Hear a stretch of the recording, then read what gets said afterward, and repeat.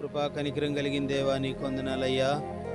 నాయన ఈ సంవత్సరం నాయన జనవరి నెల మొదటి ఆదివారం నుండి డిసెంబర్ నెల చివరి ఆదివారం నాయన మీ కృప చేత మీరు మమ్మలను సజీవులుగా ఉంచారు, క్షేమాన్ని ఇచ్చారు, భద్రతనిచ్చారు. పరిశుద్ధుడైన దేవుణ్ణి ఆరాధించే వారిలో ఒకనిగా నన్ను మమ్మల్ని మీరు ఉంచినందుకు స్తోత్రాలు ప్రభువా. ఈ దినము చూడలేక ఎంతోమంది ఈ లోకయాత్ర ముగించుకున్నవారు, నిన్నటి దినాన్ని కూడా మరణించిన వారు మేము ఎరుగుదాం. ఈరోజు ఇలా మేము మా కుటుంబాలతో సజీవులుగా ఉన్నామంటే ఇది కేవలం నీ కృప. 18వ కీర్తనలో మీరు మాట్లాడారు, యెహోవా నా బలమా అని. ఆయన బలమును అనుగ్రహించు దేవుడు, ఆయన నీతిని అనుగ్రహించువాడు, ఆయన నీతితో పాటు నీతి యొక్క ఫలమును కూడా అనుగ్రహించువాడని, ఆయన మా దీపమును వెలిగించువాడని మీరు మాట్లాడుతూ వచ్చినందుకు వందనాలు. ఈ సంవత్సరం అంతా కూడా నాయన మాకు బలమై ఉన్నావు.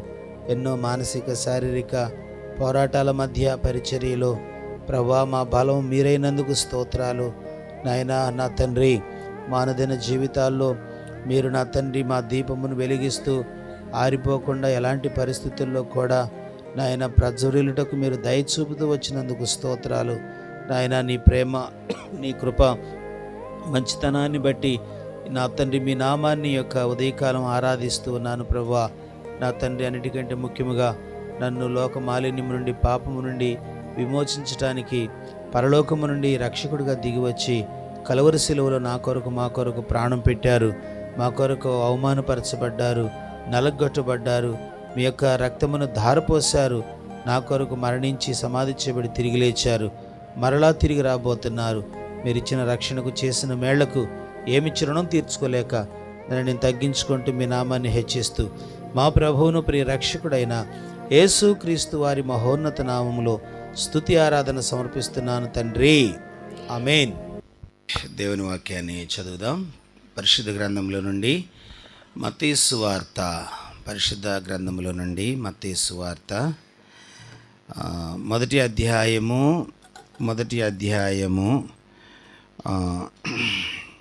19వ వచనం.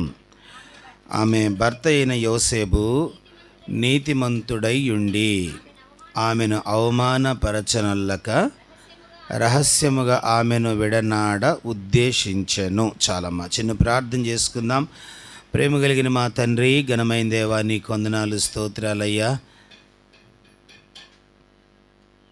నీ మహాప్రేమ కనికరాన్ని బట్టి మీ నామాన్ని స్తుతిస్తున్నాను ప్రభువా. కరుణించి మాతో మాట్లాడండి, మీ స్వరాన్ని మేము వినుటకు దయ చూపండి నాయన. కృప కలిగిన హస్తాలకు అప్పగించుకుంటూ యేసు నామములో ప్రార్థించి వేడుకుంటున్నాం తండ్రి, ఆమేన్. మంచిది ప్రియులారా, దేవుని పరిశుద్ధ గ్రంథములో ధన్యురాలైన మరియను గూర్చి పలుమార్లు మనము సహజంగా దేవుని వాక్యాన్ని వింటూ ఉంటాం. యోసేపు యొద్దకు రాగానే అతడు వడ్లవాని కుమారుడు, యోసేపు వడ్లవాని వడ్రంగి పని చేసేవాడు, ఇంతటితో ఇలాగ చెప్పుకొని ఆగిపోతూ ఉంటాం. కానీ వాస్తవానికి యోసేపు యొక్క జీవితం చాలా ప్రశంసనీయమైంది, చాలా గొప్ప జీవితం. యేసుక్రీస్తు ప్రభువుకు అంటే సొంతగా తండ్రి కాకపోయినా తండ్రిగా పిలిపించుకునే ఆ యోగ్యత, ఆ మెట్టును దేవుడు ఆయనకు అనుగ్రహించాడంటే మామూలు వ్యక్తి కాదు. కనుక యోసేపు యొక్క గుణలక్షణాలు మనము కూడా కలిగి ఉంటాం, మనకు ఆశీర్వాదకరం. యోసేపు తన యొక్క వ్యక్తిగత జీవితంలో మరి ఎంతో మంచి మాదిరికరమైన వ్యక్తిగా బ్రతుకుతూ వచ్చాడు. మరియా ఎంత ఉత్తమురాలో మనకు తెలుసు. మరి మరియ లాంటి వ్యక్తి యోసేపు లాంటి వ్యక్తికి ప్రదానం చేయబడిందంటే మరి అంత ఈజీ అయిన విషయం కాదు, అది అంత చిన్న విషయం కాదు. దాని వెనక వారు ఎంతో ఆలోచించుంటారు. మరియలాగా నీతి కలిగిన వ్యక్తి, పరిశుద్ధత కలిగిన వ్యక్తి, మరి నమ్రత కలిగిన వ్యక్తి, ఇలాంటి మంచి లక్షణాలు కలిగిన వ్యక్తిని చూసుంటారు.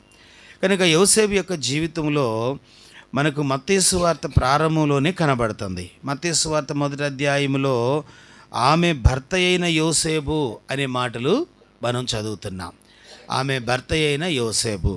కనుక యోసేపు యొక్క జీవితము మనము నేర్చుకోవలసిన 3 ముఖ్యమైన విషయాలు. 3 ప్రాముఖ్యమైన విషయాలు. ఆమె భర్త అయిన యోసేపు ఎవరంట? నీతిమంతుడై ఉండి. ఎవరై ఉన్నాడు? నీతిమంతుడై ఉండి. కనుక నీతిమంతుడైన యోసేపు జీవితం. సర్వసాధారణంగా నీతిమంతులు అని జాబితా మనకు బైబిల్లో కనబడగానే అబ్రహాము నీతిమంతుడు, నోవాహు నీతిమంతుడు, ఇస్సాకు యాకోబులు నీతిమంతులు, ప్రవక్తలు నీతిమంతులు ఇలా చెప్తామే కానీ యోసేపు నీతిమంతుడని చెప్పం తొందరగా. ఎందుకు? యోసేపు మరి ప్రవక్త కాదు, యోసేపు అపోస్తలుడు కాదు, యోసేపు మరి ఒక సేవకుడు కూడా కాడు. అందుకే ప్రతి బోధకుడు సేవకులైన వారిని, అపోస్తులైన వారిని, ప్రవక్తలైన వారిని గుర్తు చేస్తారు. కనుక మనం ఈ ఉదయకాలం యోసేపులో ఉన్న 3 శ్రేష్టమైన లక్షణాలు జ్ఞాపకం చేసుకుందాం. మత్తయి సువార్తలో దేవుని యొక్క వాక్యం ప్రారంభంలో పరిచయం చేస్తూ నీతిమంతుడైన యోసేపు అనే మాటలు రాయబడినాయి. దేవుని బిడ్డలుగా మన జీవితాల్లో మనము కూడా నీతిమంతులు అని పిలువబడటమే కాదు, జీవించాలి కూడా. నీతిమంతులుగా మనలను యేసుక్రీస్తు ప్రభువారు చేశారని మనం మొదటి వర్తమానంలో విన్నాం కదా. కనుక ఆయన మనల్ని నీతిమంతులుగా మార్చాడు. వాస్తవానికి మనము నీతిమంతులము కాదు, మనము పాపులము అని బైబిల్ చెప్తుంది. ఎందుకు మనం పాపులమయ్యాము? యోహాను పత్రికలో ఒక మాట ఉంటుంది, ఆజ్ఞ అతిక్రమమే పాపం. మనమందరం దేన్ని అతిక్రమించిన వాళ్ళం?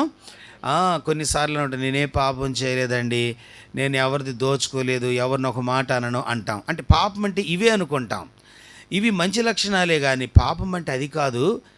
దేవుని నుండి మనం దూరం అయ్యాం, దానినే పాపం అన్నారు. దానికి నువ్వు ఏ పేరైనా పెట్టుకోవచ్చు. దేవుని నుండి మానవుడు దూరం అయిపోయాడు, దాన్ని మరణం అన్నారు, పాపం అని కూడా అన్నారు. కనుక పాపములో బ్రతుకుతున్న మనము అలాగే కొనసాగటం దేవునికి ఇష్టం లేదు. అందుకు మనము ఎవరిగా మారాలనుకున్నాడు? నీతిమంతులుగా మనం మారాలని దేవుడు సంకల్పించాడు. కనుక ఆ కాలంలో యోసేపు ఎలాంటి వాడు ఉన్నాడంటే నీతిమంతుడై ఉన్నాడు. కనుక నీతి అనేది మన జీవిత కాలం అంతటికి సరిపడిన ఆస్తి, అది గుర్తుపెట్టుకోవాలి. నీతి ద్వారా మనం పొందుకునే మేలులు ప్రపంచంలో ఇక ఏ బాంధవ్యము ద్వారా, ఎలాంటి సంబంధాల ద్వారా మనం పొందుకోలేం. నీతి అన్ని మేలులు నీకు దాచి ఉంచేది. చదువుతారా? కీర్తనల గ్రంథము, పరిశుద్ధ గ్రంథములో నుండి 92వ కీర్తన, పరిశుద్ధ గ్రంథములో నుండి 92వ కీర్తన 12వ వచనం.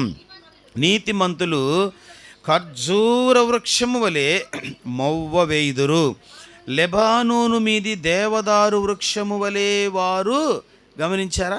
12వ వచనం మనకేం బోధిస్తుందంటే, నీవు నీతిని కాపాడుకుంటూ బ్రతికితే, నీవు నీతిమంతురాలుగా జీవించటానికి ఇష్టపడితే, నీవు నీతిమంతునిగా బ్రతకటానికి నీ మనసును కుదిరిపరుచుకుంటే, నీతిమంతులు ఖర్జూర వృక్షము వలె మొవ్వ వేయుదురు.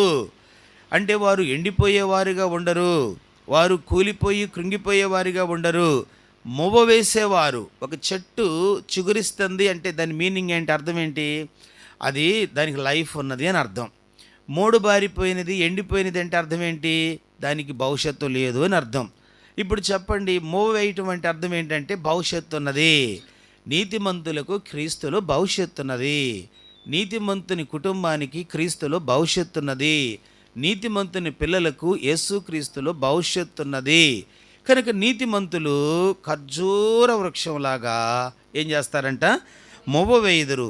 లెబానోను మీది దేవదారు వృక్షము వలె వారు.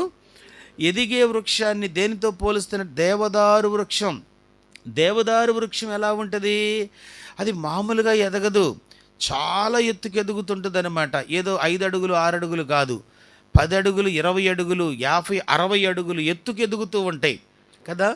అసలు ఇలా చూడాలన్నమాట, 5-6 అంతస్తుల బిల్డింగ్ను చూసినట్టుగా చూడాలి దేవదారు వృక్షాన్ని చూడాలంటే. అది ఎంత ఎత్తుకుంటుందో అంత లోతుగా దాని ఏళ్ళు పాతుకుపోతాయి, అంత స్ట్రాంగ్గా ఉంటుంది. దేవదారు వృక్షముతో, దేవదారు కలపలతో దావీదు ఇల్లు కట్టుకున్నాడు. దేవదారు మ్రానులతో, సరళ మ్రానులతో దేవాలయ మందిర నిర్మాణానికి వాటిని ప్రయోగించాడు. అంటే ఎంత విలువైనవి. మన దేశంలో మనం టేకుని ఎంత గ్రాండ్ విలువగా చూస్తాం. టేకు గడప, టేకు తలుపులుంటే మనకు చాలా రిచ్గా ఫీల్ అవుతుంటాం.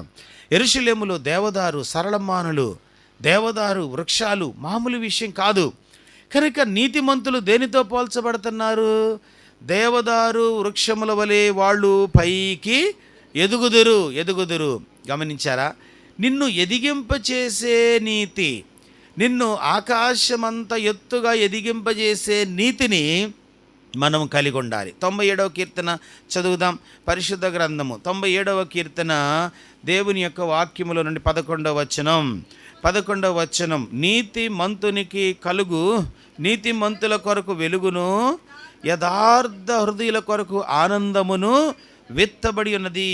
నీతిమంతులారా, యెహోవా యందు సంతోషించుడి, ఆయన పరిశుద్ధ నామమును బట్టి ఆయనకు మీరేం చేయాలి?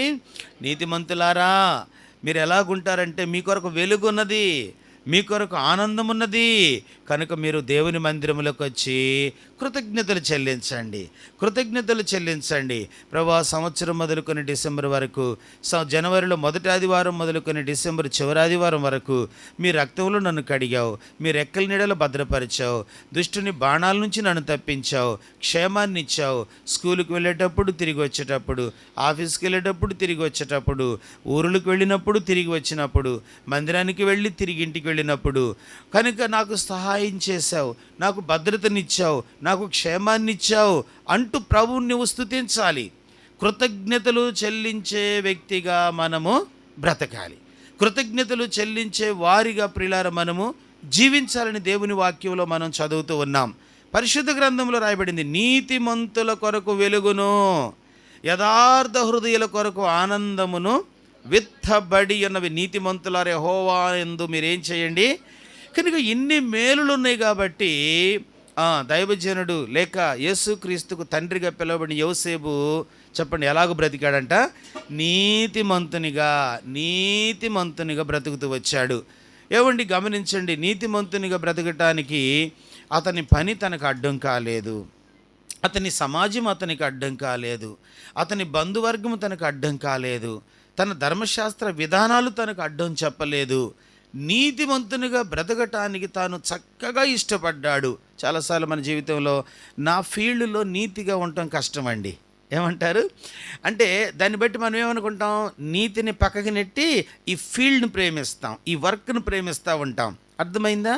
నిన్ను దేవదారులాగా ఎదిగింపచేసేది నీతి కానీ నీ ఫీల్డ్ కాదు. నిన్ను దేవదారులాగా నీ కుటుంబాన్ని పైకి తీసుకొచ్చేది నీతే కానీ ఈ యొక్క లోక సంబంధమైన పద్ధతులు కాదు. కనుక నీతిని చంపివేసే విధానాలు, నీతిని హత్య చేసే విధానాలు, నీతిని కల్మషం చేసే సంబంధాలు ఏవైనా సరే వాటిని నీవు తొలగించాలి. అందుకే బైబిల్ గ్రంథంలో ఏం చెప్తుందో తెలుసా? ఆదికాండములో దాసిని దాని కుమారుణ్ణి నీవు వెళ్ళగొట్టు. నీతిమంతునితో దుర్నీతిమంతుడు కలిసి ఉండలేడు. రోమాపత్రికలో 8వ అధ్యాయంలో పౌలు అంటాడు, కనుక ఆత్మానుసారిగా ఉంటే బ్రతుకుతావు, శరీరానుసారంగా ఉంటే చచ్చిపోతావు. కాబట్టి ఆత్మచేత శరీర క్రియలను మీరు చంపండి, అప్పుడు మీరు జీవించెదరు. అప్పుడు మీరు ఏమవుతారు? జీవించెదరు. కనుక యోసేపు వడ్రంగి పని చేసుకునే వ్యక్తి, కార్పెంటర్ వర్క్ చేసుకునే వ్యక్తి, సాధారణమైన కూలి, సాధారణమైన పని చేసుకునేవాడు. ఆ చెమటోరుస్తూ కష్టపడుతూ పని చేసుకుంటూ పైసా కూడబెట్టుకుంటూ అందులో నీతిగా బ్రతికాడు. కష్టం చేయటంలో నీతిగా బ్రతికినవాడు, తన యొద్దకు వచ్చిన వారితో మాట్లాడటంలో నీతిగా బ్రతికినవాడు, తన యొద్దకు వచ్చిన వస్తువులను తయారు చేయటంలో నీతిగా బ్రతికినవాడు. అందుకే బైబిల్ ఏం చెప్తుందంటే, ఆమె భర్త అయిన యోసేపు ఎవరై ఉన్నాను? నీతిమంతుడై ఉండెను. ఈ సంవత్సరంలో చివరి ఆదివారం నీతిని కాపాడుకున్నావా? నీతిని ప్రదర్శించినావా? సందర్భాలలో, మాటల్లో, క్రియల్లో, ఆయా స్థలాలలో నీవుగా కనిపించినప్పుడు మరి ఈ సిస్టర్ నీతిమంతురాలండి, ఈ బ్రదర్ నీతిమంతుడండి, వారు యథార్థంగా మాట్లాడతారు, నీతి కలిగిన వాళ్ళుగా ఉంటారు. ఈ సాక్ష్యాన్ని ప్రియులారా మనం సంపాదించుకోవాలి. ఎందుకు సంపాదించుకోవాలి అంటే, నీవు ఎదగాలి గనుక సంపాదించుకోవాలి, నీవు ఫలించాలి గనుక సంపాదించుకోవాలి. బైబిల్ గ్రంథం మత్తయి సువార్తలు ఇలాగంటాడు. 13వ అధ్యాయం చదువుతారా? మత్తయి సువార్త 13వ అధ్యాయం 43వ వచనం. మత్తయి సువార్త 13వ అధ్యాయం 43వ వచనం చదవమ్మా. అప్పుడు నీతిమంతులు తమ తండ్రి రాజ్యములో సూర్యుని వలె ఎలా ఉంటారంట? ఎంత గొప్ప దీవెనండి. పాత నిబంధనలోనేమో భూమి మీద ఉన్న దీవెనలు, భూమి మీద ఉన్న సరళ మానులతో పోల్చాడు, దేవదారు చెట్లతో పోల్చాడు, ఆరోగ్యంతో పోల్చాడు, ఆస్తితో పోల్చాడు. క్రొత్త నిబంధనకు రాగానే నీతిమంతులు ఏ రాజ్యము? భూలోక రాజ్యం కాదు, తండ్రి రాజ్యంలో, పరలోక రాజ్యంలో. వాళ్ళు ఎలాగుంటారు? సూర్యుని వలె.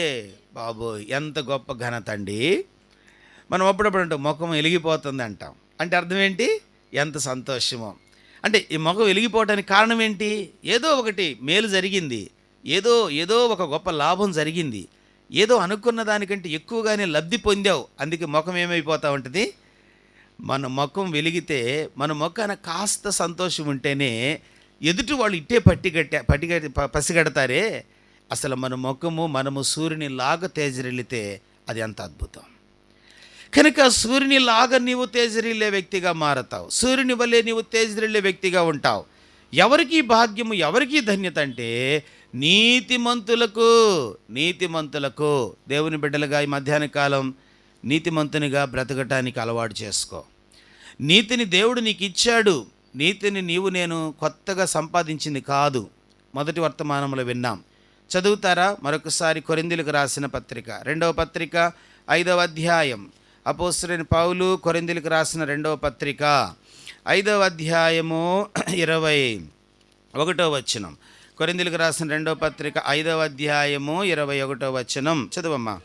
ఎందుకనగా మనము ఆయన యందు దేవుని నీతి అగునట్లు పాపము ఎరుగని ఆయనను మన కోసము, మనము దేవుని నీతిగా మారాలని మన కోసం ఆయన ఎవరుగా మారాడంట?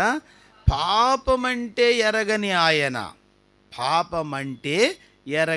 ఆయన. ఇప్పుడు చూడండి, అప్పుడప్పుడు మన బిడ్డల్ని మనం చాలా గారాభంగా పెంచుకుంటాం. మన ఇంట్లో ఉన్న ఆడబిడ్డను పెంచి పెద్ద చేసి అసలు ఆమెకి ఏ కష్టం తెలియకుండా పెంచి ఒక ఇంటికి ఇచ్చాం, పెళ్లి చేసాం.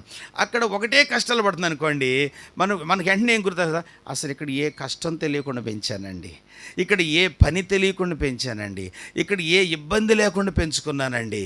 ఒక తండ్రిగా నీ హృదయం ఎంత తప్పించిద్ది ఆలోచించే. తండ్రిగా నువ్వు ఆలోచించేయి, ఒక తల్లిగా నీవు ఆలోచించేయి. మరొక ఇంట్లో ఆ బిడ్డ వేదన పడుతుంటే, శ్రమ పడుతుంటే ఎంత ఫీల్ అవుతాం. ఇప్పుడు నేను మరలా చెప్తున్నా, పరలోకంలో ఉన్న తండ్రి తన కుమారుడికి ఉమ్మేయించుకోవడం ఏంటో తెలియదు, తన కుమారుడికి చెమట కార్చడం ఏంటేంటో తెలియదు, తన కుమారుడు వీపు మీద కొరడా దెబ్బలు ఎలాగుంటాయో తెలియదు, తన కుమారుడు 2 చేతులకి సంకెళ్ళు వేసి గెచ్చిమల్లు ఈడ్చుకుపోవటం ఏంటో తన కుమారుడికి ప్రాక్టికల్గా అక్కడ తెలియదు. తన కుమారుడిని ఒక సాధారణమైన మానవుడు నిలబెట్టుకొని తీర్పు తీర్చడం ఆయనకి తెలియదు. తీర్పు తీర్చినాడే కానీ తీర్పు తీర్చబడలేదు ఆయన. ఇవన్నీ కూడా భూమి మీద జరుగుతున్నాయి ఆయనకి. ఇవన్నీ కూడా ఆయన భూమి మీద పడుతున్నాడు. ఎందుకో తెలుసా? నిన్ను నీతిమంతునిగా మార్చటానికి, నన్ను నీతిమంతునిగా మార్చటానికి. బైబిల్ చెప్తుంది, పాపమంటే ఎరగని ఆయన, అవమానమంటే ఎరగని ఆయన, కష్టమంటే ఎరగని ఆయన, నిందలంటే ఏంటో ఎరగని ఆయన నీ కొరకు నా కొరకు ఏమైపోయాడంట? నిందించబడ్డాడు, పాపముగా మారిపోయాడు. ఎందుకు ప్రభు ఇదంతా అంటే నిన్ను నీతిమంతునిగా చేయుట. గమనించారా? ఇప్పుడు నీలో వచ్చిన నీతి ఒక వ్యక్తి యొక్క రక్తం. అర్థం చేసుకో. నీలో కదులుతున్న భక్తి, నీలో కలిగిన మారు మనసు, నీవు పొందిన రక్షణ ఒక వ్యక్తి యొక్క ప్రాణత్యాగం. ఊరికినే రాలేదు సుమా, ఊరికినే రాలేదు. కనుక నీతిని ఎందుకు మనం కాపాడుకోవాలి? రక్షణ పొందిన నీవు ఎందుకు నీతిమంతునిగా ప్రవర్తించాలి? ఎందుకు నీతిమంతురాలుగా నీవు ప్రవర్తించాలంటే నీ రక్షణ, నీ నీతి దైవ కుమారుని యొక్క మరణమై ఉన్నది. ఆయన చచ్చిపోతే తప్ప నేను నీతిమంతులుగా మారలేదు. ఆయన రక్తము కారిస్తే తప్ప మనము మన దుర్నీతి నుండి కడగబడలేదు. యోహాను పత్రిక 1వ అధ్యాయం 7, 8, 9 వచనాల్లో మన పాపములు మనం ఒప్పుకొని ఎడల ఆయన నమ్మదగిన వాడు, నీతిమంతుడు గనక మన సమస్త దుర్నీతి నుండి మనలను కడిగి పవిత్రులుగా, సమస్త దుర్నీతి నుండి కడిగి మనల్ని ఎవరుగా మారుస్తున్నాడంట? పవిత్రులుగా మారుస్తున్నాడు. మధ్యాహ్న కాలం దేవుని బిడ్డగా యోసేపుని గురించి రాయబడింది. ఆమె భర్త అయిన యోసేపు, చెప్పండి ఎవరై ఉన్నారంట? నిన్ను గూర్చి కూడా ఇలాంటి సాక్ష్యం ఉండాలి. కనుక నీతిమంతుడు పేదవాళ్ళుగా ఉండటం నష్టం లేదు. ఏవండి, గుర్తించబడకపోవడం పెద్ద నష్టం లేదు. సమాజంలో మనకు పెద్ద పేరు లేకపోయినా పెద్ద నష్టం లేదు.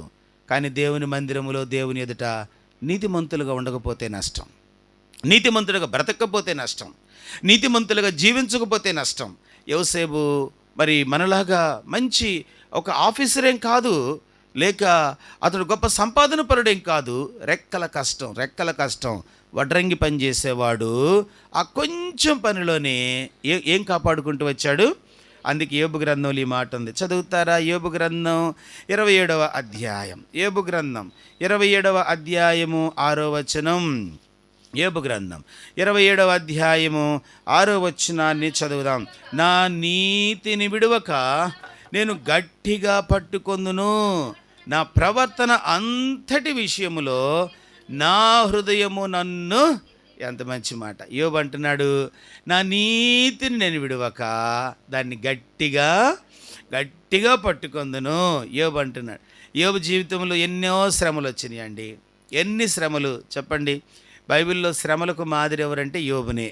ఎన్ని శ్రమలు వచ్చినాయి అంటే, ఎంత ఐశ్వర్యవంతుడో అంత పేదోడయ్యాడు, ఎంత ఆరోగ్యవంతుడో అంత అనారోగ్యంగా మారాడు, ఎంత పేరు ప్రఖ్యాతులు గలవాడో అంత అవమానానికి దారితీశాడు, ఎంత మరి బంధు బలగము లేక ఆస్తి మంతుడుగా ఉన్నాడో అంతగా అన్నిటిని కోల్పోయిన వాడయ్యాడు. అర్థమైందా? ఎంత గౌరవించబడేవాడో అంతగా హీనపరచబడ్డాడు. ఎవరి చేత? చివరికి పనివాళ్ల చేత కూడా. ఆ మాట అంటాడు. చూద్దాం పరిశుద్ధ గ్రంథం. ఇదే యోబు గ్రంథము, యోబు గ్రంథం 19వ అధ్యాయము 16వ వచనం చదువుదాం. 14 చదువమ్మా. 19, 14. నా బంధువులు నా యొద్దకు రాకయున్నారు, నా ప్రాణ స్నేహితులు నన్ను మరచియున్నారు, నా ఇంట దాసదాసి జనులు నన్ను. ఎవరంట? ఇంట్లో దాసులంట. అంటే ఇంట్లో దాసులు అంటే ఎవరు? పనివాళ్ళు. అప్పటి వరకు అయ్యగారు చెప్పండి అనేవాళ్ళు, అమ్మగారు ఏం చేయమంటారు అని అడిగిన వాళ్ళు ఇప్పుడు ఆయన చూసి నవ్వుతున్నారు. మానసికంగా చచ్చిపోయి ఉండాలి కదా వాస్తవానికి. అంటే యోబు శరీరం మీద దాడి చేసే ఆ పురుగుల కంటే యోబు యొక్క హృదయములో కలుగుతున్న గాయాలు ఎన్నో రెట్లు ఎక్కువగా ఉన్నాయి. అప్పటి వరకు చక్కగా ఫ్రెష్గా అద్భుతమైన పట్టు వస్త్రాలు ధరించి నిజముగా ఆ గ్రామం యొక్క సెంటర్లో కూర్చొని పెద్దలకు తీర్పు చెప్పే వారిలో ఒక గుర్తింపు నొందిన పెద్దవానిగా ఉన్న యోబు పనివాడిని పిలుస్తుంటే పలకరలేదంట, మాట్లాడలేదంట, హేళన చేశారు. బంధువులందరూ దూరం అయ్యారంట. బంధువులందరూ ఏమయ్యారు? ఒకప్పుడు అందరూ దగ్గర ఉండేవాళ్ళు. ఏ చిన్న ఫంక్షన్ జరిగిన ఎవరు వస్తే కానీ చేయమంటారు. అప్పుడప్పుడు నువ్వు వస్తే కానీ నేను చేయను అంటే అంతగా యోబును ప్రేమించారు. ఎందుకు? అప్పుడు యోబుకి ఏమున్నాయి? ఎడ్లున్నాయి, గొర్రెలున్నాయి, మేకలున్నాయి, పనివాళ్ళు ఉన్నారు, దాసదాసీలు ఉన్నారు. అసలు అతన్ని దగ్గర లేనిదంటూ ఏది లేదు. ఎలా చెప్పగలుగుతున్నావంటే యోబు గ్రంథం 1వ అధ్యాయము 1వ వచనం, ఊజు దేశములో యోబు అనే ఒక మనుషుడున్నాడు. అతడు యథార్థవర్తనుడు, న్యాయవంతుడు, చెడుతనాన్ని విసర్జించి దేవుని యందు భయభక్తులు గలవాడున్నాడు. అతని వంటి మనుష్యుడు అక్కడు కూడా లేడు. దేవుడు చెప్పిన మాట అది. కనుక ఇలాంటి వాడిని బంధువులు పోగొట్టుకుంటారా? ఇలాంటి స్నేహితులు పోగొట్టుకుంటారా? కానీ 19వ అధ్యాయంలో పోగొట్టుకుంటున్నారు. 19వ అధ్యాయంలో పలకరించటం లేదు.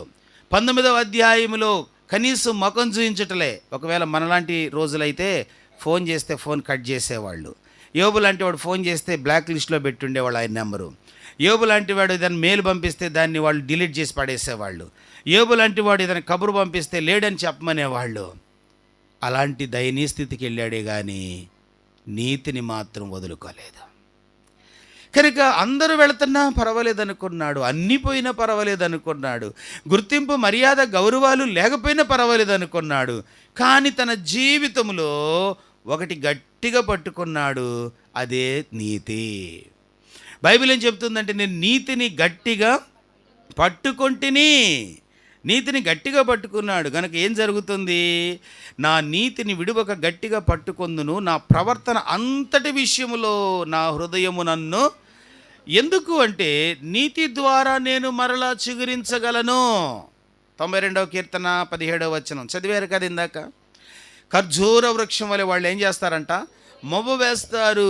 నీతి ఉంటే చాలు, స్నేహితులు ఉన్నా లేకపోయినా, బంధువులు ఉన్నా లేకపోయినా, పదవి పలుకుబడి ఉద్యోగం వ్యాపారం వ్యవసాయం ఉన్నా లేకపోయినా, లోకంలో గుర్తింపు ఇవి ఉన్నా లేకపోయినా, నేను చిగురించి చేసేది నాకుంటే చాలు, నేను చిగురింపబడేది నాకుంటే చాలు అనుకున్నాడు. కనుక నీతిమంతుడైన యోబు నీతిని పట్టుకున్నాడు. కాబట్టి యోబు గ్రంథము 42:12 చదవద్దులండి. యెహోవా యోబును మొదట ఆశీర్వదించినంత కంటే మరి అంత రెండంతలుగా అతను ఏం చేశాడంట? తర్వాత అతనికి కుమార్తెలు పుట్టారు. ఎలాంటి కుమార్తెలు పుట్టారు చెప్పండి? ఎలాంటి సౌందర్యం గల? ఊజు దేశములో, ఊరిలో, వాడకట్లో, బజారులో కాదు. కొందరు చూడు, మా చుట్టాల్లో ఇంత అందమైన బిడ్డ లేదంటే మనకి ఎంత గ్రేటు, చుట్టాల్లోనే. కానీ యోబు పిల్లలు చుట్టాల్లో కాదంట, దేశంలో యోబంత కుమార్తెలంతా సౌందర్యం కలిగిన వాళ్ళు. ఏంటి? పురుగులు కలిగిన దేహానికి పుట్టిన బిడ్డలండి. పురుగులు కలిగిన దేహం కనుక పురుగులే నా చెలికత్తెలు చెలికాడనుకుంటూ చిల్ల పెంకుతో గోకుకుంటూ కనీసం తన యొక్క దుర్వాసన కూడా భార్య అసహించుకుంటూ వెళ్ళిపోయిన అట్లాంటి మృతదేహంలో నుండి దేవుడు ఎలాంటి బిడ్డల్ని ఇచ్చాడంట? సౌందర్యం కలిగిన బిడ్డల్ని. నీతిమంతులు ఖర్జూర వృక్షంలాగా. ఆమె భర్త అయిన యోసేపు ఏం కలిగిన వాడు చెప్పండి? నీతిని కలిగి ఉంటున్నావా? సంవత్సరం చివరిలోకి వచ్చావు. ఎంతకాలం ఇంకా దుర్నీతితో స్నేహం, దుర్నీతితో ఆటలు, దుర్నీతిని పెనవేసుకుంటావు, దుర్నీతి పరులుగా జీవిస్తూ ఉంటాం. ప్రభువా, నీ కృపచేత నీవు నన్ను నీతిమంతుడిగా మార్చావు. నా మాటల్లో, నా చూపుల్లో, నా నడకలో, నా ఆలోచనలో, నా క్రియల్లో ఇక నుండి నేను నీతిని కనుపరుస్తానయ్యా, నీతి ఫలాలు అనుభవిస్తానని తీర్మానం చేసుకుంటే నీ అందు దేవుడు సంతోషిస్తాడు. కనుక మొదటి అనుభవం ఏంటంటే నీతిమంతులుగా బ్రతుకుట. రెండవది యోసేపు జీవితంలో చదువుదాం. మత్తయి సువార్త ఇదే 1వ అధ్యాయము 19వ వచనం. ఆమె భర్త అయిన యోసేపు నీతిమంతుడయ్యుండి ఆమెను అవమానపరచనొల్లక. ఆమెనేం చేయాలనుకున్నాడంట? ఆమెను అవమానపరచడానికి ఇష్టపడలేదు. ఎందుకంటే ఆయన ఎవరై ఉన్నాడు? నీతిమంతునికుండే లక్షణం ఏంటంటే ఏం చేయడు? అవమానపరచడు. కనుక వాస్తవానికి యూదుల కల్చర్లో 5-6 సంవత్సరాలకి ప్రదానం చేయబడిన మరియా యోసేపుతో నిశ్చితార్థం చేయబడిన తర్వాత, పెళ్లికి ముందు 1 year ముందు ప్రదానం చేయబడిన తర్వాత, ఈ పరీక్షా కాలములో ఆమె గర్భవతి అని తెలిసిన తర్వాత యూదులు ఏం చేస్తారో తెలుసా? ధర్మశాస్త్రం ప్రకారంగా ఏం చేయాలి? ఆమెను రాళ్లతో కొట్టి, కనుక బైబిల్ చెప్తుంది, వారు ఏకము కాకమునిపే గాబ్రియేలు దూత వారి యొద్దకు వచ్చి, ఆమె యొద్దకు వచ్చి, దయాప్రాప్తురాల నీకు శుభము అని చెప్పాడు. కనుక ఆమె స్వీకరించినది. యేసుక్రీస్తు ప్రభువారు శిశువుగా ఆమె గర్భంలో ఎదుగుతూ ఉన్నాడు. ఆయన దేవుని కుమారుడు, దేవుడని అప్పటికి యోసేపుకు తెలియకపోయినా యోసేపు ఏం చేయదలుచుకోలేదు. ఎంత మంచి నీతిమంతుడండి ఈయన. రీజన్ తెలియకపోయినా, కారణం తెలియకపోయినా, ఏమోనండి నాకెందుకు మరీని అనుకున్నాడే కానీ ఆమెను అవమానపరచడానికి దేవుని బిడ్డల మధ్య ఒకరిని ఒకరు ఎప్పుడు అవమానపరుచుకోకూడదు. దేవుని వాక్యం ఏం చెప్తుందంటే, పురుషుడు తన తల్లిని తండ్రిని విడిచి తన భార్యను హత్తుకోరు, వారిద్దరూ ఏక శరీరమై ఉందరు. ఏక శరీరం అంటే అర్థం ఏంటి? నీ చెయ్యే ఆమె చెయ్యి, నీ కాలే ఆమె కాలు, నీ కన్నే ఆమె కన్ను. ఏక శరీరం అంటే అంతే కదా. ఎప్పుడైనా నీ రైట్ హ్యాండ్ని పొగుడుకొని లెఫ్ట్ హ్యాండ్ని అవమానపరిచావా? నీ రైట్ హ్యాండ్ని పొగిడి నీ లెఫ్ట్ హ్యాండ్ని అవమానపరిచావా? నీ ఒక కన్నును పొగిడి ఒక కన్నును అవమానపరిచావా? అలా చెయ్యము కదా. కుటుంబం కూడా అలాంటిదే. కనుక మరి ముఖ్యంగా క్రైస్తవ కుటుంబం ఇంకా విలువలు కలిగింది. క్రైస్తవ కుటుంబం ఎంతో పద్ధతి కలిగింది. క్రైస్తవ కుటుంబం ఎంతో మాదిరిగా ఉండవలసింది.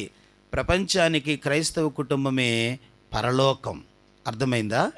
పరలోకం అనేది నీవు ప్రత్యక్షంగా చూసేది ఒక ప్లేస్ ఉంది, పరోక్షంగా చూసేది మరొక ప్లేస్ ఉంది. పరోక్షంగా చూసేదే సంఘము, కుటుంబం. మన కుటుంబమే ఎలా ఉండాలి?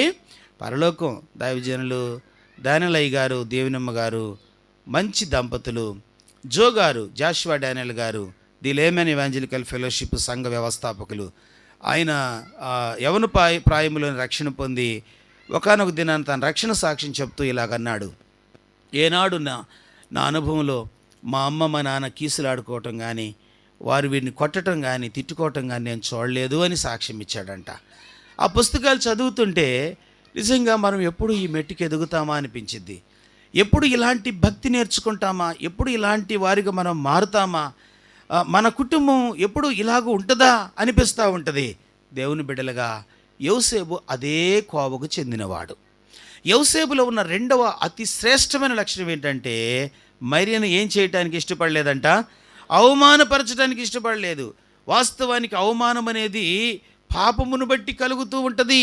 బైబిల్ గ్రంథంలో సామెతలు ఇలా చెప్తుంది. సామెతల గ్రంథం చదువుతారా? సామెతల గ్రంథము పరిశుద్ధ గ్రంథం 14వ అధ్యాయం. సామెతల గ్రంథం 14వ అధ్యాయము 34వ వచనం.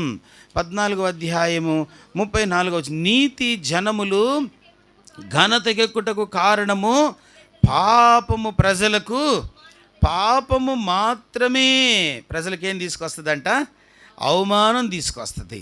ఆర్థిక సంక్షోభం అవమానం కాదు సుమా, అనారోగ్యం అవమానము కాదు, అందము లేకపోవటం అవమానము కాదు, అర్థమైందా? లక్షల కోట్లు సంపాదించకపోవటం అవమానం కాదు, ఉన్నతమైన జాబును సంపాదించకపోవటం అవమానం కాదు, పాపము చేయటమే అవమానం. పాపం చేయటమే అవమానం.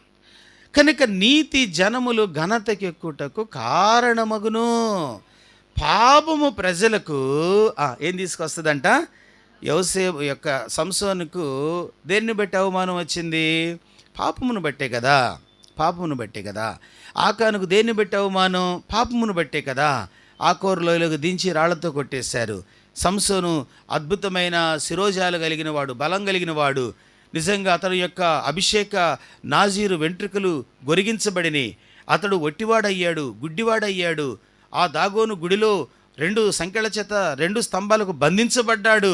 అవమానాన్ని తెచ్చుకున్నాడు, అవమానాన్ని తెచ్చుకున్నాడు. కనుక పాపము చిన్నల్లో ఉన్న అవమానమే, యవనుల్లో ఉన్న అవమానమే, పెద్దల్లో ఉన్న అవమానం. పాపము వీళ్ళు చిన్నపిల్లలని మౌనంగా ఉండదు. అర్థమైందా? ఒక నిప్పురవ్వ చిన్నపిల్లల మీద పడింది అనుకోండి, చిన్నోళ్లే అని కాలకుండా ఉంటుందా? చెప్పండి. ఒక నిప్పురవ్వ యవనస్తుడి మీద పడింది అనుకోండి, ఇప్పుడే ఎదుగుతున్నారులే తెలిసి తెలియని వయసులని కాలకుండా ఉంటుందా? పెద్దవాళ్ళలో మీద పడింది అనుకోండి, పెద్దలనైనా చిన్నలైనా యవనులైనా, పాపము నిప్పు వంటిది, అది కాల్చివేస్తుంది. అది ప్రజలకు ఏం తీసుకొస్తుంది? అవమానం తీసుకొచ్చింది. కనుక పాపము ద్వారా అవమానం వచ్చిద్దేమో కానీ గమనించండి, నీతిమంతుడు ప్రజలను ఎప్పుడు కూడా ఏం చేయడంట, యోసేపు మరియను ఏం చేయలేదు, అవమానపరచలేదు. ఎవరైనా అవమానపరుస్తున్నావా? మాటల ద్వారా, క్రియల ద్వారా, ఆలోచనల ద్వారా జాగ్రత్త. ప్రభు చూస్తున్నాడు, ఘనతగా ఎంచుకోవాలి. బైబిల్ చెప్తుంది, మీరు ఒకరికంటే ఒకరు ఏం చేయాలంట, యోగ్యులు.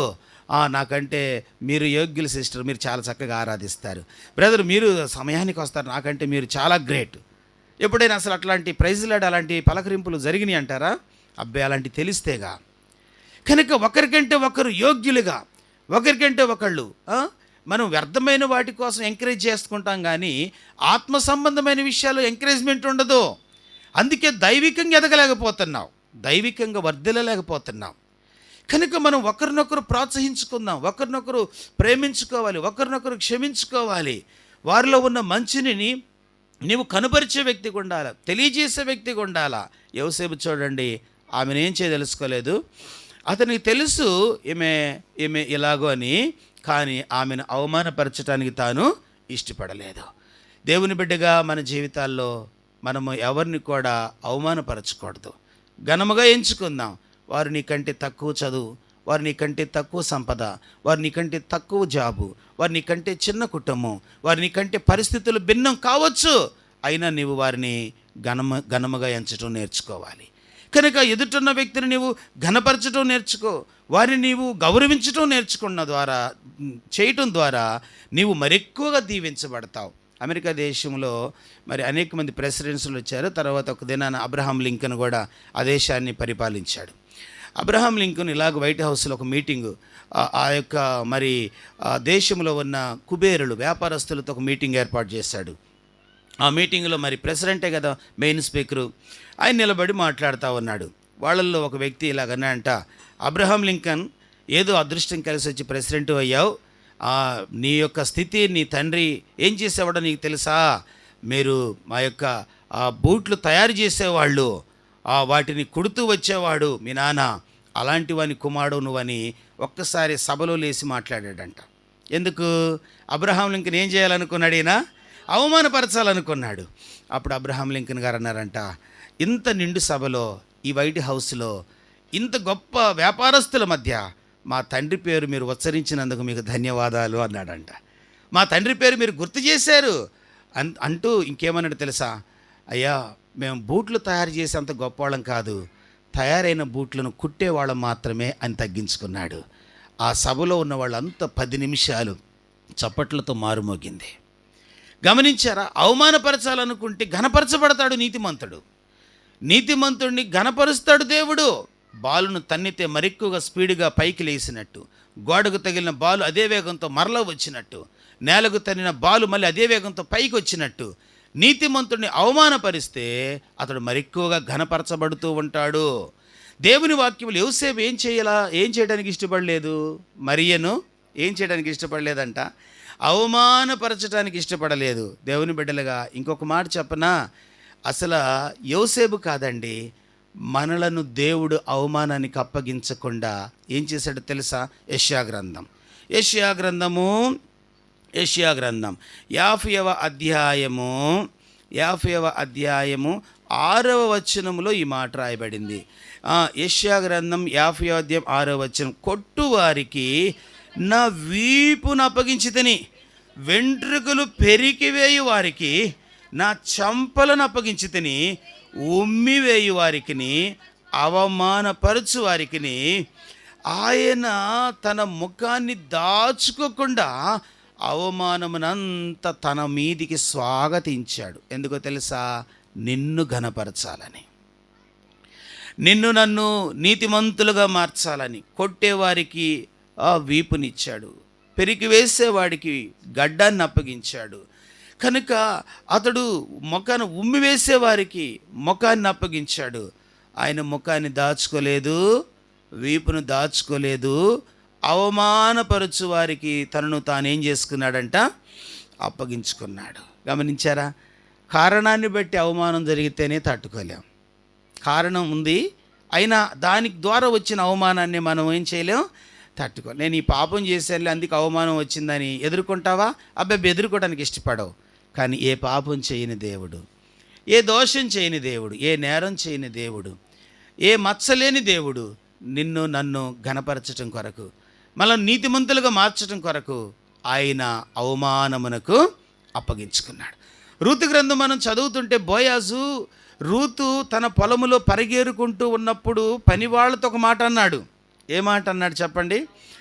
ఆమెను మీరేం చేయకూడదు, పరిగేరుకోవడానికి పొలములోకి వచ్చింది అని చెప్పి, దేశం కానీ దేశస్తురాలు ఇక్కడికి వచ్చిందని చెప్పి, ఇజ్రాయిల్ కుటుంబంలో పుట్టని వ్యక్తి ఇక్కడికి వచ్చిందని చెప్పి మీరు ఆమెను తేలిగ్గా చూస్తారేమో సుమా. బోయాజు అధికారిగా మాట్లాడుతున్నాడు, మీరు ఆమెను అవమానపరచొద్దు. ప్రియులారా, రూతులాగా నీవు నేను మోయాబు లాంటి సాంప్రదాయాల్లో నుండి, మోయాబు లాంటి పాపభూయిష్టమైన లోకంలో నుండి, మోయాబు లాంటి మనస్తత్వంలో నుండి మనం ఆయన మందిరంలోకి వచ్చినప్పుడు నీ పక్షాన దేవుడు లోకానికి ఇచ్చే వార్నింగ్ ఏంటో తెలుసా? నీ పక్షాన దేవుడు నీ శత్రువులతో మాట్లాడే వాగ్దానం మాట ఏంటో తెలుసా? ఆమెను మీరు అవమానపరచద్దా. ఆయన తన ప్రజలను ఘనపరచు దేవుడై ఉంటున్నాడు.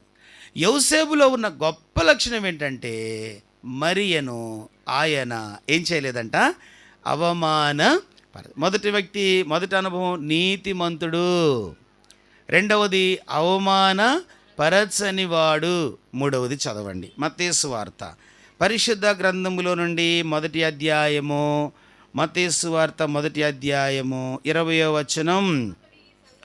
అతడు ఈ సంగతులను గూర్చి ఆలోచించుకొనుచుండగా ఇదిగో ప్రభువు దూత స్వప్నమందు అతనికి ప్రత్యక్షమై, దావీదు కుమారుడవైన యోసేపు, నీ భార్య అయిన మరియను చేర్చుకున్నట్టుకు భయపడకుము, ఆమె గర్భము ధరించినది పరిశుద్ధాత్మ వలన. దేవుని దూత ఎప్పుడైతే యోసేపుతో ఈ మాట చెప్పాడో నమ్మటానికి ఇష్టపడ్డాడు. మూడవ లక్షణం, కనుక దేవుని దూత మాట్లాడుతుంది, మరియను నీవు అపార్థం చేసుకోకూడదు, మరియ మీద నీవు నిందలు వేయకూడదు, మరియను నీవు హింసించకూడదు, మరియను నువ్వు విడిచిపెట్టకూడదు. నువ్వేం చేయాలంటే ఆమెను చేర్చుకోవాలి. ఏమంటున్నాడు దేవుని వాక్యములంటే, దేవుని దూత పరిశుద్ధాత్మ వలన ఆమె గర్భము ధరించినది అని మాట్లాడగానే దేవుని దూత యొక్క మాటను యోసేపు ఏం చేశాడంట? నమ్మాడు. విశ్వాస జీవితంలో 2 ప్రాముఖ్యమైన కార్యాలు జరగాలి. ఏంటంటే, మొదట దేవుడు మాట నీవు వినటం నేర్చుకోవాలి. రెండవది వినిన మాటను నమ్మటం నేర్చుకోవాలి. ఈ 2 నీకు 2 కళ్ళు వంటివి. దేవుడు నీతో ఏం మాట్లాడుతున్నాడో మొదట విను. ఇందులో దేవుడు నాతో మాట్లాడింది ఏంటి, నన్ను బాగు చేయడానికి మాట్లాడింది ఏంటి, నన్ను స్వస్థపరిచే మాట ఏంటి, నన్ను హెచ్చరించిన మాట ఏంటి, నన్ను దీవించిన మాట ఏంటి, నా యొక్క భవిష్యత్తును గూర్చిన వాగ్దానం ఏమన్నదో తెలుసుకో.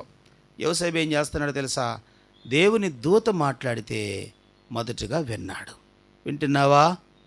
దేవుని దూత మాట్లాడినప్పుడు దేవుని దూత మాటను తీసుకున్నాడు, ఆ మాటను నమ్ముతున్నాడు. ఆ కళ ఇలాగే వస్తే దూతలు ఇలాగే వస్తారులే, సేవకులు ఇలాగే చెప్తారులే, పాస్టర్లు ఇలాగే చెప్తారులే, కాపర్లు ఇలాగే మాట్లాడతారులే, అట్లా అనుకోలేదు.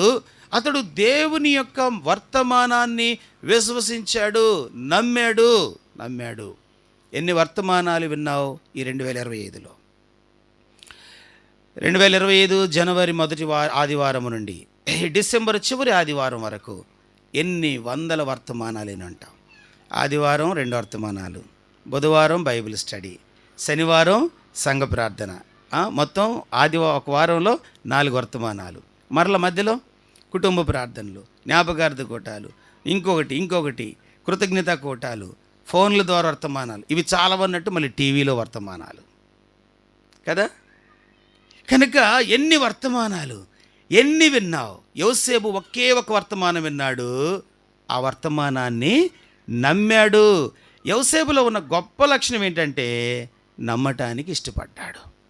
దేవుని మాటను వినటమే గొప్ప విషయం కాదు. చాలాసార్లు మనము గొప్ప విషయాలు వింటాం, కానీ గొప్పగా నమ్మలేకపోతాం. నయాగార జలపాతం లాంటి ఒక పెద్ద జలపాతం దగ్గర ఒక వ్యక్తి వచ్చే ప్రేక్షకులందరికీ ఆశ్చర్యం కలిగించడానికి ఒక పని చేస్తున్నాడు. అదేంటంటే, కొండ యొక్క ఈ చివర మొదలుకొని ఆ చివరి వరకు ఒక పెద్ద తీగ లాంటిది కట్టి, బలమైన వైరు కట్టి, చక్కగా బ్యాలెన్స్ ఇటు నుంచి అటు నడుస్తున్నాడంట. ప్రజలందరూ ఆశ్చర్యపోతున్నారు. ఇదేదో నయాగార జలపాతం చూడాలని ఇక్కడికి వస్తే దీనికంటే ఏంద పెద్ద వింత అయిందే అని చెప్పి అందరూ ఆశ్చర్యంగా ఆయన వైపు చూస్తున్నారు. ఆయన అటు ఇటు తిరిగి రెండవసారి ఆయన ఒక కర్ర చేత పట్టుకొని దాన్ని కూడా కింద బ్యాలెన్స్ తప్పకుండా తిరిగాడు. ప్రజలందరూ చప్పట్లు కొట్టారు. దిగొచ్చిన తర్వాత ఆయన అన్నాడు, నేను అటు ఇటు నడవగలనని నమ్ముతున్నారా అని అడిగాడు. నమ్మేది ఏంటండి?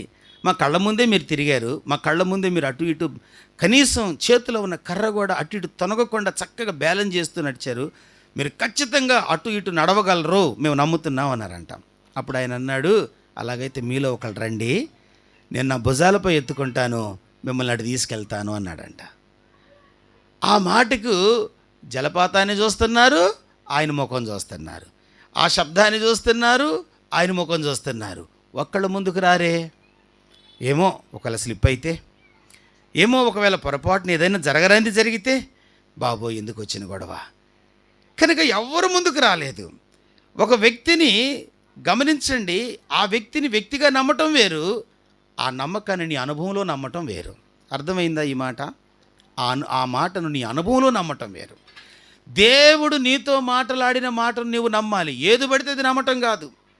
నేను అది చేసి ఇది చేసే కాదు. దేవుడు సూటిగా నీతో ఫలానా అని మాట్లాడితే, అవును ప్రభా, ఎస్ నాయనా, అది నిజమే అని నువ్వు నమ్మాలి. దేవుని మాటను నమ్మగలిగిన మెట్టు ఒక వడ్రంగి పనిచేసే వ్యక్తి కలిగి ఉన్నాడు. ఒక వడ్రంగి పనిచేసే వ్యక్తికి ఉన్న భక్తి యొక్క లెవెల్ ఏంటో తెలుసా? దేవుని దూత మాట్లాడితే ఆ మాటను ఆయన నమ్మాడు. అబ్రహాముతో దేవుడు అన్నాడు, అబ్రహామా, ఈ దేశాన్ని విడిచిపెట్టి నేను చూపించే దేశానికి వెళ్ళు, నేను నీకు పాలు తేనెలు ప్రవహించే దేశాన్ని ఇస్తాను, నేను నీ గర్భఫలాన్ని దీవిస్తా, నీ సంతతిని నేను ఆశీర్వదిస్తాను అని చెప్తే, ఆదికాండం 15:6 చెప్తుంది, అతడు యెహోవాను నమ్మెను గనుక అతనికి అది నీతిగా ఎంచబడెను అనే వాక్యము ప్రియులరా లేఖనాల్లో మనం చదువుతూ ఉన్నాం. అపోస్తుల కార్యాల్లో పౌలు ఒక మాట అంటాడు. హెబ్రీలకు రాసిన పత్రిక 11వ అధ్యాయం, హెబ్రీలకు రాసిన పత్రిక 11వ అధ్యాయము 6వ వచనాన్ని చదువుదాం. 6వ వచనం, విశ్వాసము లేకుండా దేవునికి ఇష్టడైనట అసాధ్యము, దేవుని యొద్దకు వచ్చువాడు ఆయన ఉన్నాడనియు తనను వెదకు వారికి ఫలము దయచేయువాడనియు. మనం ఏం చేయాలంట? వెదకే వారికి ఏమిస్తాడు? ఫలము. ఆయన యొద్దకు వచ్చేవారు, ప్రభా నీ మందిరానికి వెళుతున్నా, ప్రభా నీ ఇంటికి వెళుతున్నా, ప్రభా నీ వాక్యం వినటానికి వెళుతున్నా, ప్రభా ఆరాధించడానికి వెళుతున్నా, అయితే అక్కడికి ఎందుకు వెళుతున్నానో తెలుసా నాయనా? అక్కడ నీవు ఉన్నావు. ఈ నమ్మకం నీకు ఉండాలి. అక్కడ ఆయన ఉన్నాడు కనుక ఆయన యొద్దకొచ్చు వారికి దేవుడు ఉన్నాడనియు, తన యొద్దకొచ్చు వారికి దేవుడు ఉన్నాడనియు ఏ నమ్మకం ఉండాలంట? అక్కడికి వెళితే ఎవరు ఉంటారండి? అక్కడికి వెళితే ఎంతమంది ఉంటారండి? అక్కడికి వెళితే ఏముంటుందండి? నీకేం కావాలి? ఎంతమంది కావాలి? ఎంతమంది ఉంటే నువ్వు సంతోషిస్తావు? దేవుడు లేకుండా. బైబిల్ చెప్తుంది కనుక ఆయన యొద్దకు వచ్చినప్పుడు ఆయన ఉన్నాడని, వాక్యమైన దేవుడు అక్కడ ఉన్నాడని, వాక్యరూపిగా మాట్లాడతాడని, వాక్యరూపిగా హెచ్చరిస్తాడని, వాక్యరూపిగా నన్ను సరిచేస్తాడని, వాక్యరూపిగా నన్ను దీవిస్తాడని నువ్వు నమ్మితే నీకేమిస్తాడు? ఆయన ఫలమిస్తాడు. కనుక తను ఎదగు వారికి ఫలము దయచేవాడనియు. నువ్వు వెళుతున్న సంఘములో వాక్యమని క్రీస్తు నీవు కలుసుకుంటే అంతకంటే గొప్ప సంఘం మరొకటి లేదు. నువ్వు వెళుతున్న సంఘములో దేవుని స్వరమును వినగలిగితే అంతకంటే గొప్ప పరిచర్య మరొకటి లేదు. కనుక హెబ్రీ పత్రిక చెప్తుంది పరిశుద్ధ గ్రంథములో ఆయన యొద్దకు వచ్చువాడు ఆయన ఉన్నాడని తనను వెదకు వారికి ఫలము దయచేవాడని నమ్మవాలని కదా. కలెక్టర్తో పన్నుంది, కలెక్టరేట్కి వెళ్ళావు. అక్కడికి వెళ్ళిన తర్వాత అందరూ ఉన్నారు, ఆయన ఒక్కడు లేడు, పని అవుతుందా? ఎంఆర్ఓ ఆఫీస్కి వెళ్ళావు, ఎంఆర్ఓ గారితో పని ఉంది, అందరు ఉన్నారు, ప్యూన్ వాచ్మెన్తో అందరూ ఉన్నారు, ఆయన ఒక్కడే లేడు, పని అవుతుందా? ఎవ్వరు లేరు, ఆయన ఉన్నాడు అనుకోండి, నీ పని. నీకు ఎవరు కావాలి సంఘంలో? ఎవరుంటే నువ్వు సంతోషిస్తావు? ఎవరుంటే సంతోషించాలనుకుంటున్నావు? బైబిల్ చెప్తుంది ఆయన యొద్దకొచ్చు వారు ఆయన ఉన్నాడని, తన్ను వెదకు వారికి ఫలము దయచేవాడని నమ్మవలెను కదా. యోసేపు నమ్మినవాడు. మొదటిగా నీతిమంతుడు, రెండవది అవమానపరచని వాడు, మూడవది నమ్మినవాడు, నాలుగవది చదివి ప్రార్థన చేస్తా. మత్తయి సువార్త పరిశుద్ధ గ్రంథములో నుండి మత్తయి సువార్త 1వ అధ్యాయం 24-25 వచనాలు. యోసేపు నిద్ర మేల్కొని ప్రభువు దూత తనకు ఆజ్ఞాపించిన ప్రకారము చేసి తన భార్యను చేర్చుకొనెను. దేవునికి స్తోత్రం. ఎంత మంచి మాట అండి. యోసేపు యొక్క మొదటి స్థితికి, యోసేపు యొక్క చివరి స్థితికి ఎంత మార్పు వచ్చిందండి, ఎంత మార్పు వచ్చింది. కనుక యోసేపు యొక్క చివరి స్థితి ఏంటంటే పరిపూర్ణమైన భక్తిలోకి వచ్చేసాడు, పరిపూర్ణమైన అనుభవంలోకి వచ్చాడు. మొదటి నీతి, రెండవది అవమానపరచని వాడు, మూడవది నమ్మినవాడు, నాలుగవదిగా ఆజ్ఞాపించిన ఆజ్ఞకు లోబడినవాడు, ఆజ్ఞను నెరవేర్చినవాడు, ఆజ్ఞాపించిన దానిని చెయ్యటానికి ఇష్టపడినవాడు. ఏ ఆజ్ఞ ఇది? ఎలాంటి ఆజ్ఞ చెప్పండి? ఆమెను చేర్చుకో అంటే, లేదు ప్రభువా, మరియని తీసుకెళ్ళి, ఇంకా మాకు మ్యారేజ్ కాలేదు, ఆమెను తీసుకెళ్తే నా ఫ్రెండ్స్ ఏమనుకుంటారు, మా బంధువులు ఏమనుకుంటారు, వాళ్ళేమనుకుంటారు, అసలు వీళ్ళు ఎటుపోయారోనండి. యోసేపు దేవునితో కనెక్ట్ అయిన తర్వాత, యోసేపు దేవుని వాక్యంతో కనెక్ట్ అయిన తర్వాత, యోసేపు దేవునితో సంబంధం పెరిగిన తర్వాత లోక మర్యాదలు, లోక కొలతలు, లోక విధానాలకు గుడ్ బై, వాటికి స్వస్తి చెప్పాడు. ఏది ఏమైనా సరే, ఎవరు ఏమనుకున్నా సరే, మరియను నేను చేర్చుకుంటా. మరియని ఎందుకు చేర్చుకుంటా? దేవుణ్ణి బట్టి చేర్చుకుంటా, దేవుని వాగ్దానాన్ని బట్టి చేర్చుకుంటా, విశ్వాసాన్ని బట్టి చేర్చుకుంటా, దేవుడు నా జీవితంలో భవిష్యత్ తరాలలో చేయబోయే మహత్తైన కార్యాన్ని బట్టి చేర్చుకుంటా. దేవుని బిడ్డగా గమనించు. దేవుడు ఆజ్ఞాపించినవి చేయటం ద్వారా నీవు తరతరాలకు దీవెనకరమైన వ్యక్తిగా మారతావు. లేదా మన జీవితం ఒక తరంతోనే మిగిలిపోద్ది, 2 తరాలతోనే మిగిలిపోతారు. 3వ తరం వచ్చి మీ తాతయ్య పేరు ఏంటంటే ఏమో అంటారు, మీ అమ్మమ్మ పేరు ఏంటంటే ఏమో మాకేం తెలుసు అంటారు. యోసేపు ఎన్ని తరాలు? ఇక్కడున్న యోసేపు ఎన్ని తరాలు? ఆయన 2000 సంవత్సరాల క్రితం ఉన్న యోసేపును ఎందుకు గుర్తు చేసుకుంటున్నావో తెలుసా? 2000 సంవత్సరాలైనా అతనిలో ఉన్న 4 అనుభవాలు ఎందుకు నేను జ్ఞాపకం చేసుకుంటున్నావంటే, అతడు నీతిని కలిగిన వాడు, అవమానపరచని వాడు, చెప్పండి, మాటను నమ్మినవాడు, 4 ఆజ్ఞాపించిన ప్రకారముగా చేసినవాడు. భక్తి జీవితంలో శిఖరాగ్రం, భక్తి జీవితంలో ఉన్నతమైన భక్తి ఏంటంటే ఆజ్ఞాపించిన దానిని. దేవుడు నోవాహుతో అన్నాడు, ఏమన్నాడు?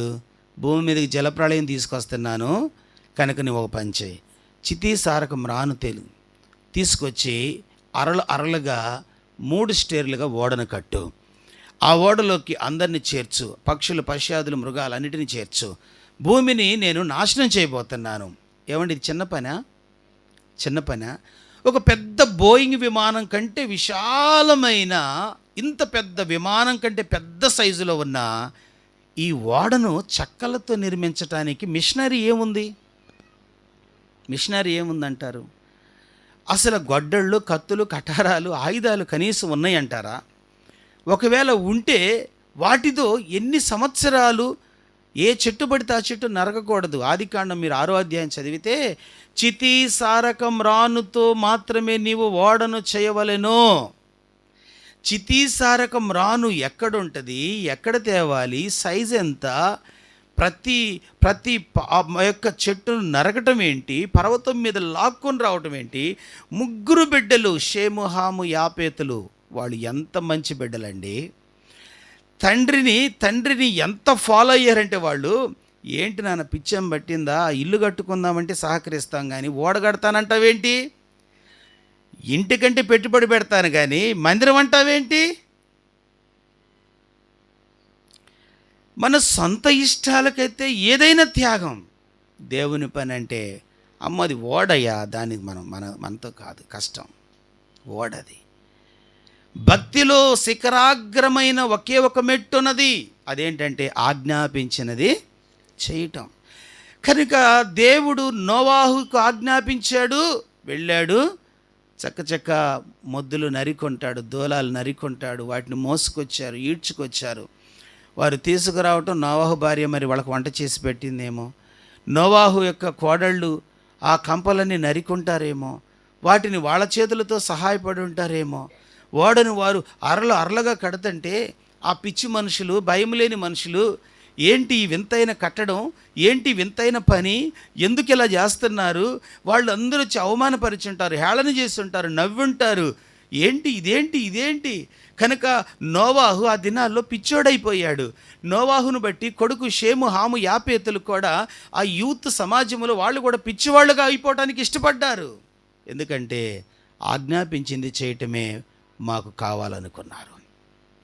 దేవుని పని కొరకు, దేవుడు ఆజ్ఞాపించినది చేయటం కొరకు సమాజం దృష్టిలో పిచ్చోళ్ళు అయిపోయినా, సమాజం దృష్టిలో ఎర్రివాళ్ళు అయిపోయినా, సమాజం దృష్టిలో గౌరవం కోల్పోయినా, సమాజం దృష్టిలో లాభాన్ని కోల్పోయినా వాళ్ళు ఇష్టపడ్డారు. పిఎల్ పరంజ్యోతి అయ్య గారని ఒక దైవజనుడు ఉన్నాడు. ఆ గొప్ప దైవజనుడు ఒకరోజు తన యొక్క పరిచర్య, ఉన్నతమైన చదువులు అభ్యసించి దేవుని పని కొరకు జాబ్ రిజైన్ చేసి వచ్చిన తర్వాత వాళ్ళ అత్తగారు బోర్ని ఏడుస్తూ ఏమందంటే, మా అల్లుడికి పిచ్చి పట్టింది అని కేకేసిందంట. మా అల్లుడికి పిచ్చి పట్టిందని పెద్దగా కేక వేసిందంట. అప్పుడు పరంజ్యోతి గారు వెళుతూ అన్నాడు, నాకు పట్టిన పిచ్చి మా అత్తకు పట్టునుగాక, నాకు పట్టిన పిచ్చి మా మామకు పట్టునుగాక, నాకు పట్టిన పిచ్చి మా వాళ్ళందరికీ పట్టునుగాక అనుకుంటూ వెళ్ళాడే కానీ దేవుని పనిని మానుకోలేదు. ఈరోజు వాళ్ళు అపోస్తుల జాబితాలో చేర్చబడ్డారండి. వాళ్ళ బిడ్డలు అనేక తరాలకు దీవెనకరంగా మారారు. దేవుడు నీ కొరకు అవమానపరచబడ్డాడు, దేవుడు నీ కొరకు పిచ్చివాడుగా కనబడ్డాడు, దేవుడు నీ కొరకు వస్త్రహీనుడుగా కనబడ్డాడు, దేవుడు నీ కొరకు బంధించబడినడుగా కనబడ్డాడు, దేవుడు నీ కొరకు ఏమీ లేనుడుగా కనబడ్డాడు, దేవుడు నీ కొరకు అన్నీ ఉండి ఎవ్వరూ లేని వ్యక్తిగా ఆయన పిలాతు ఎదుట నిలబడ్డాడు. దేవుని కొరకు నీవు నిలబడవా? దేవుని కొరకు నీవు జీవించవా? యోసేపు దగ్గరికి వచ్చి మరియ చెప్తుంటే, గాబ్రియేలు దూత మాట్లాడుతుంటే, ఆజ్ఞాపించినట్టే మరియను ఆయన ఏం చేశాడంట? ఆజ్ఞాపించినది చేయుట, ఆజ్ఞాపించిన జీవితమును చేయుట. నిజంగా నోవాహు కష్టపడి 3 అంతస్తుల ఓడను ఏర్పాటు చేసుకున్నాడు. నిజంగా నోవాహులో శ్రమ చేసే మనస్తత్వం, నోవాహులో ఇంజనీరింగ్ మనస్తత్వం, నోవాహులో సైంటిస్ట్ మనస్తత్వం, నోవాహులో పరిశుద్ధతతో కూడిన మనస్తత్వం, నోవాహులో నిజముగా ఈ యొక్క లోక సంబంధమైన వాటికి దూరంగా ఉండే మనస్తత్వం, నోవాహులో దైవికమైనది, శాస్త్రీయమైనది, నోవాహులో లోకమునకు అవసరమైనది, దేవునికి అవసరమైనది అన్నిటినీ సంపాదించుకున్నాడు. అందుకే దేవుని వాక్యం ఏం చెప్తుందంటే 6వ అధ్యాయం ఆదికాండం 22 ఆ మాట చదివితే ప్రార్థన చేస్తాను. ఆదికాండం 6వ అధ్యాయము 22 నోవాహు అట్లు చేసెను, దేవుడు అతనికి ఆజ్ఞాపించిన ప్రకారము యావత్తు. అలాగే 7వ అధ్యాయం 5వ వచనం, తనకు యెహోవా ఆజ్ఞాపించిన ప్రకారము నోవాహు యావత్తు చేసెను. ఎక్కడ పని కుంపు చేయలేదు, పని కుంపు చేసేవారితో జతగట్టను లేదు. దేవుడు ఆజ్ఞాపించినట్టు చేశాడు. తర్వాత ఆ ఓడలోకి నోవాహు భార్య, నోవాహు కొడుకు షేము, హాము, యాపేతు, వారి భార్యలు మొత్తం 80 లోకమంతా నెలల్లో ఊపిరాడక చస్తంటే, లోకములో భూమిని నమ్ముకున్నవాడు, ధనాన్ని నమ్ముకున్నవాడు, లోక సంబంధమైన వాటిని తెలివితేటలు నమ్ముకున్నవాడు కనుక నీళ్ళల్లో కొట్టుకుపోతూ విలవిలలాడి చచ్చిపోతూ కేకలు వేస్తుంటే, నోవాహు కుటుంబం పల్లకిలో కూర్చున్నారు, ఆనందంగా కూర్చున్నారు, స్వచ్ఛమైన చల్లటి గాలులు ఆస్వాదిస్తున్నారు, చక్కగా వాళ్ళు అద్భుతంగా వాళ్ళు నీళ్లపై విహారం చేస్తూ ఉన్నారు. ఈ గొప్ప సంతోషానికి కారణం ఏంటో, ఈ గొప్ప జీవానికి కారణం ఏంటంటే వారు ఆజ్ఞాపించినది చేసిన వారు. యోసేపు ఆజ్ఞాపించినది చేశాడు. యోహాను సువార్తల ప్రభు అంటాడు, నేను మీకు ఆజ్ఞాపించిన వాటిని మీరు చేసిన ఎడల. యోహాను సువార్త 15వ అధ్యాయంలో, నేను మీకు ఆజ్ఞాపించిన వాటిని మీరు నాకు చేసిన ఎడల మీరు నాకు శిష్యులై ఉంటారా, స్నేహితులై ఉంటారు. ఏమై ఉంటారని చెప్తాడు, దాసుడి కాదు శిష్యుడు, స్నేహితులై ఉంటారు, స్నేహితులై ఉంటారు. ప్రభువా, ఈ సంవత్సరం చివరిలోకి వచ్చాను, చివరి ఆదివారం కూడా ఇది, బలలో చేయిపోతున్నాను. యోసేపులాగా నీతిని కలిగిన వ్యక్తిగా, యోసేపులాగా అవమానపరచని వ్యక్తిగా, యోసేపులాగా మాట వినే వ్యక్తిగా, నమ్మే వ్యక్తిగా, యోసేపులాగా ఆజ్ఞాపించిన వాటిని చేసే వ్యక్తిగా ఉంటా. నన్ను చేయి. మోకరించు, ప్రార్థన చేసుకుందాం. దేవుని బిడ్డగా ప్రార్థన చేసుకుందాం. ప్రభు బలలో చేయిపోతున్నావు. ప్రియ సహోదరి సహోదరుడా, దేవుడు నిన్ను ఒక ఉన్నతమైన వ్యక్తిగా చేయాలని, ఒక ఉన్నతమైన ఆశీర్వాదకరమైన కుటుంబంగా నీ కుటుంబాన్ని మార్చాలని, యోసేపు స్థానములో దేవుడు నిన్ను నిలబెట్టాలనుకుంటున్నాడు. యోసేపులాగా నిన్ను చూడాలని దేవుడు అనుకుంటున్నాడు. యోసేపులాగా నిన్ను చూడాలని దేవుడు ఆశపడుతున్నాడు. అందుకు మన కొరకు మన ప్రభువు రక్తం కార్చాడు. మన కొరకు మన ప్రభువు తన మహిమనంతా విడిచిపెట్టాడు. మన కొరకు తన యొక్క రక్తసిక్త ధారలతో నింపబడ్డాడు. తీర్మానం చేసుకుంటావా?